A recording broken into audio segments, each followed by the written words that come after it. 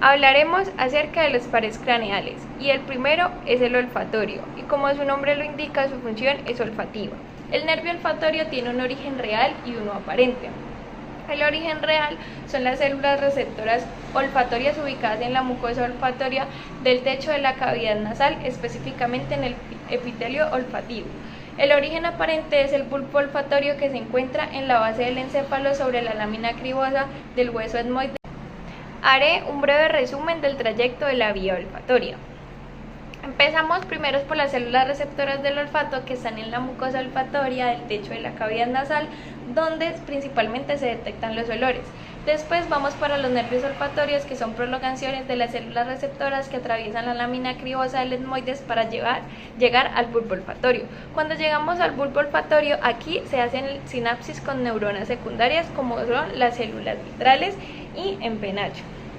Después de esto nos vamos para el tracto olfatorio, que es donde se conducen los impulsos hasta el cerebro anterior. Luego de esto nos vamos para las estrías olfatorias, la medial y la lateral, que es donde se distribuye la información.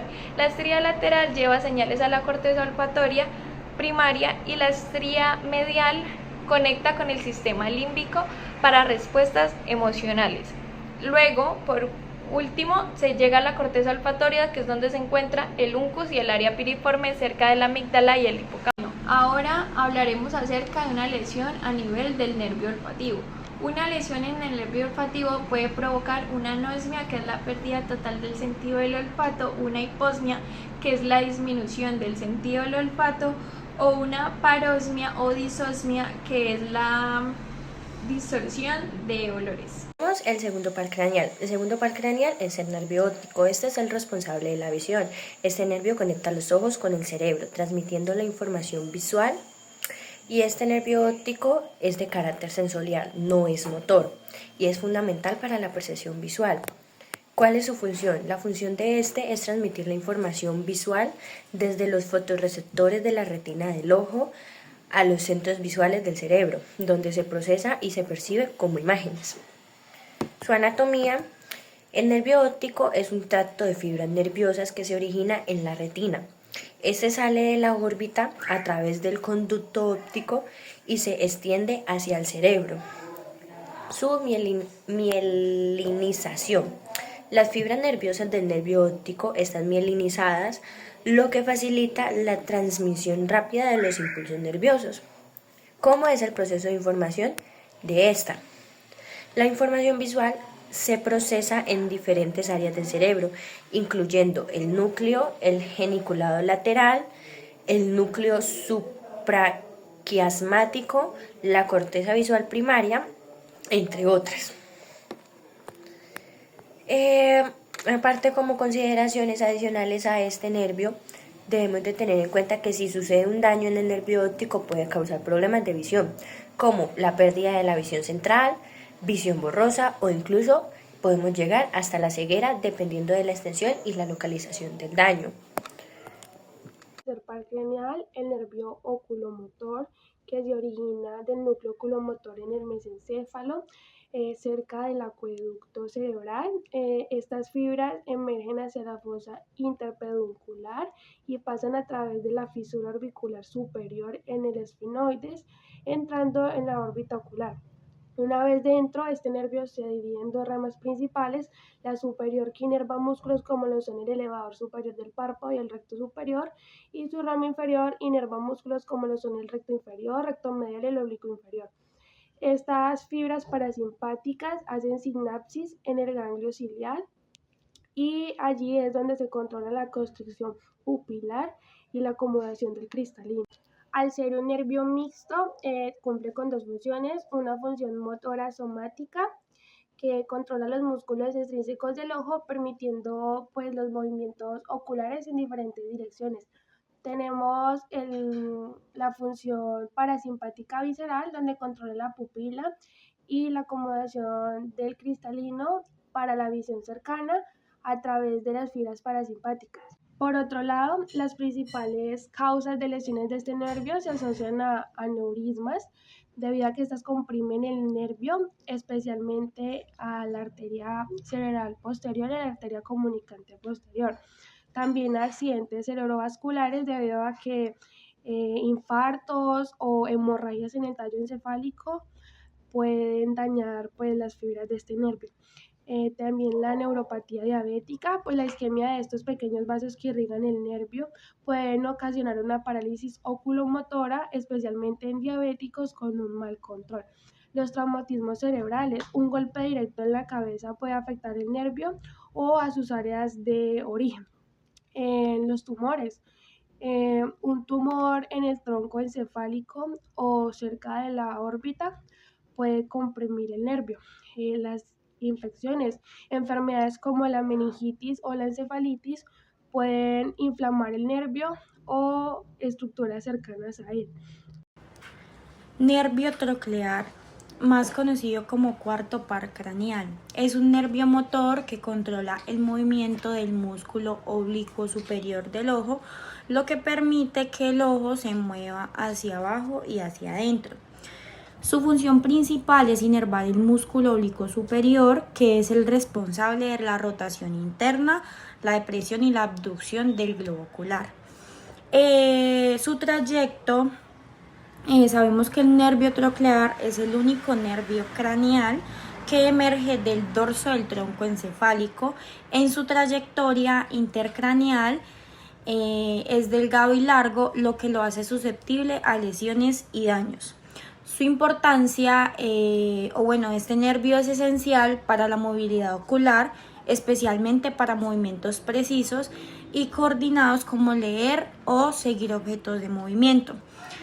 Una de las lesiones del nervio troclear es la parálisis del nervio, o más conocida como parálisis del cuarto nervio, que puede causar una diplopía, que es una visión doble, especialmente al mirar hacia abajo o hacia adentro. Como quinto par craneal tenemos el nervio trigémico. El nervio trigémico, que es el nervio craneal más grande y tiene doble función. Esto quiere decir que es mixto. Como función sensitiva es dar sensibilidad a parte de la cara, y como función motora es darle la función a los músculos de la masticación. Tiene dos orígenes, uno real y otro aparente. Como origen real sensitivo tenemos el ganglio trigeminal, y como origen motor tenemos la protuberancia anular o el puente de Barolio. Su origen aparente es la cara anterolateral de la protuberancia. Su función sensitiva es transmitir la sensibilidad táctil, térmica y motora a la mayor parte de la cara, incluyendo frente, cuero cabelludo, párpados, nariz, los labios, los dientes, las encías, 2/3 anteriores de la lengua, y se divide en 3 ramas principales. El nervio oftálmico, que da sensibilidad a la frente, párpado superior, parte superior de la nariz, globo ocular y senos frontales y el hueso etmoides. El nervio maxilar, que es dar sensibilidad al párpado inferior, labio superior, mejilla, parte inferior de la nariz, dientes superiores, paladar duro y blando y senos maxilares. Y como tercer rama tenemos el nervio mandibular, que da sensibilidad a la parte inferior del labio, barbilla, dientes inferiores, encías inferiores, parte anterior de la lengua y piel de la región temporal. Como función motora es inervar los músculos de la masticación, macetero, temporal, tireoideo medial y pterigoideo lateral. También inerva los músculos miloideo, el vientre anterior del digástrico, el tensor del tímpano y el tensor del velo paladar. Recorrido. Después de salir de la protuberancia, las dos raíces del nervio trigémico se dirigen hacia adelante y lateralmente para alcanzar el ganglio trigeminal. Y de ahí nacen las 3 ramas principales. El nervio oftálmico, que pasa por la hendidura esfenoidal para entrar a la órbita. El nervio maxilar, que pasa por el foramen redondo para entrar a la fosa pterigopalatina, y el nervio mandibular pasa por el foramen oval para salir del cráneo y entrar a la fosa infratemporal donde se distribuye. Para este nervio tenemos dos lesiones importantes: pérdida de la sensibilidad facial, anestesia o hipoestesia y la parálisis de los músculos de la masticación, que deriva al síntoma de dificultad para masticar, desviación de la mandíbula hacia el lado, lesión para abrir la boca o atrofia en los músculos de la masticación en casos crónicos. Como sexto par craneal tenemos el abducen. El abducen es un nervio puramente motor. Tiene también dos orígenes, uno real y otro aparente. Su origen real es en la protuberancia anular y su origen aparente es en el surco bulboprotuberancial. Su función es inervar el músculo recto lateral del ojo, este músculo que es responsable de la aducción del ojo, es decir, mueve el ojo hacia afuera y lejos de la línea media. Su recorrido: después de emerger del tronco encefálico, la protuberancia se dirige hacia adelante y arriba, perforando la dura madre para entrar en el seno cavernoso.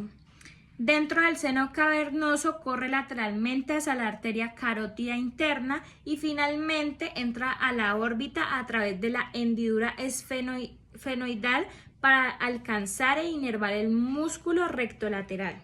Para este nervio tenemos una lesión muy importante y es la más vista, que es el estrabismo convergente, que se afecta a este músculo afectando el ojo, desviándolo hacia adentro, o la acción opuesta a lo que debe mover el músculo rectomedial.